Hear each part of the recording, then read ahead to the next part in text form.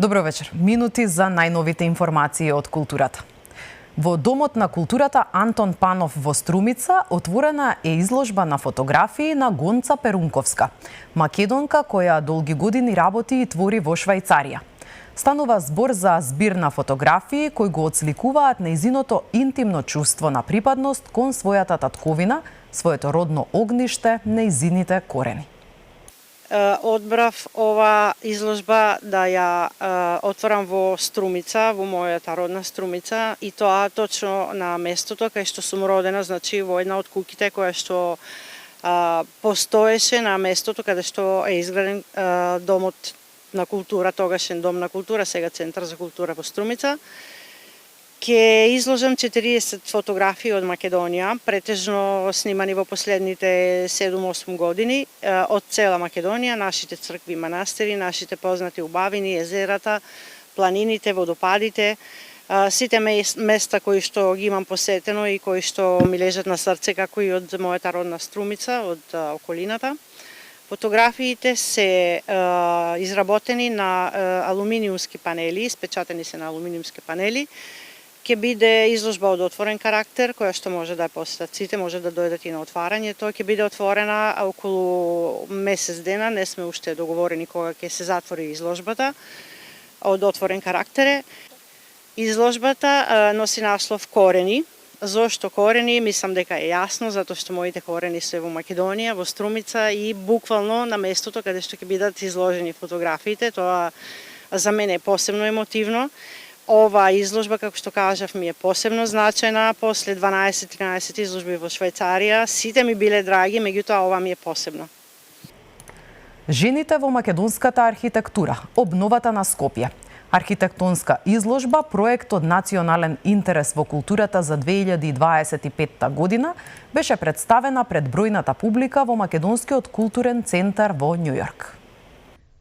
Резултат на повеќе годишно истражување, изложбата пред американската и меѓународната јавност го представува креативниот придонес на жените архитекти во македонската архитектура, со нагласок на нивната улога во модернизацијата на Скопје за време на постземјотресната обнова на градот. Автори на изложбата се архитектите Ана Ивановска-Дескова, Владимир Десков, Јован Ивановски, Теа Дамјановска и Михајло Стојановски. Истражувањето беше финансирано во 2021 година од амбасадата на Швајцарија, додека реализацијата на изложбата во Македонскиот културен центар во Њујорк е поддржана од Министерството за култура, Комората на овластени архитекти, Македонскиот културен центар во Њујорк, организацијата Македонија 2025. Изложбата Жените во македонската архитектура, обновата на Скопје, ќе биде отворена за јавноста до 30 август. Изложбата од чета до армија на авторот магистар Бојан Трпевски, водич историчар, е отворена во Музеот на македонската борба за самостојност.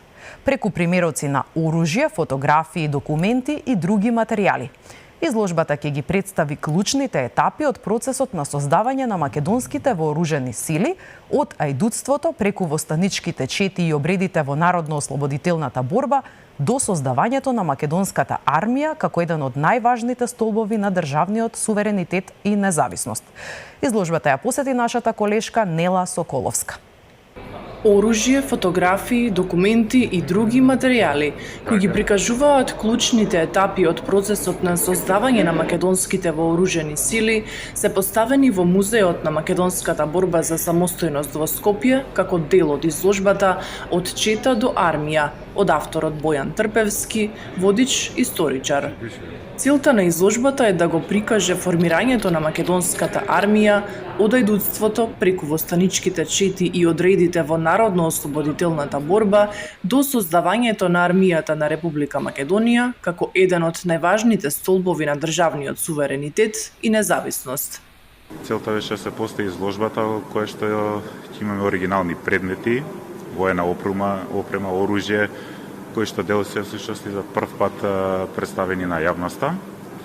Од османлискиот период, како што течела борбата на македонскиот народ, преку Илинденското востание, Четничкиот институт на Македонската револуционерна организација, Балканските војни и Првата светска војна и на крај веќе со Втората светска војна.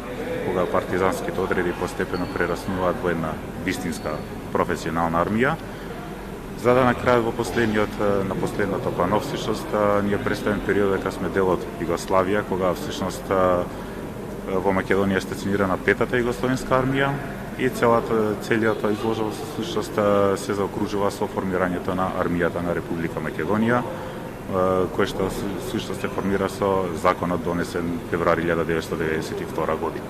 Имаме ексклузивите всушност да ги видиме пример печатот на македонското востание, исто така оружја како на пример Маузер, исто така Нагант револвер, бомба одринка која што била користена од четите во илинденскиот период.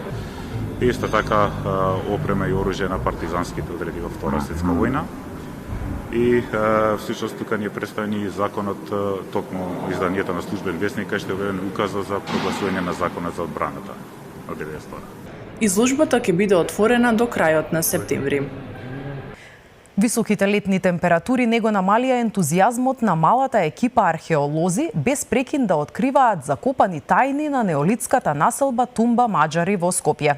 Уште на самиот почеток на истражувањата се откри нов археолошки предмет, веројатно со културна намена која представува симбиоза на тело на животно со тело на жена. Истражувачката сезона започна со еден многу раритетен археолошки наод, именуван во археолошката наука како зооантропоморфен жртвеник. Во него вештиот неолитски вајар успел да го долови телото на едно животно и телото на еден човек, тоест жена, и ваквата симбиоза на представа на човек и на животно, тоест на жена, е за прв пат на територијата на неолитските култури овде во Македонија. Следен исто така многу исклучителен наод е зооантропоморфниот сад. Во него исто така нашиот предок успел да прикаже симбиоза на тело на птица и човечки лик, тоест лик на жена. Интересно е кај овој сад што на неговата површина има многу сликани орнаменти и ова е прв пат да најдеме оваков предмет на кој што има дополнителни уметнички интервенции, во овој случај сликања. Следните предмети исто така беа со поголема вредност или не помала вредност. Беше откриен прекрасен пехар со прекрасни сликани орнаменти, разни предмети изработени од глина, од коска, од камен, кои што нашите неолитски предци од Тумба Маџари ги користел во своето секојдневие и во посебни моменти, посебни ритуални процеси. И се тоа успеавме да го најдеме во еден објект, во нова куќа. Со ова Тумба Маџари ја доби и 13-та куќа во рамките на населбата. И со оваа информација ги завршуваме вестите од културата. Ви благодарам што и денеска бевте со нас.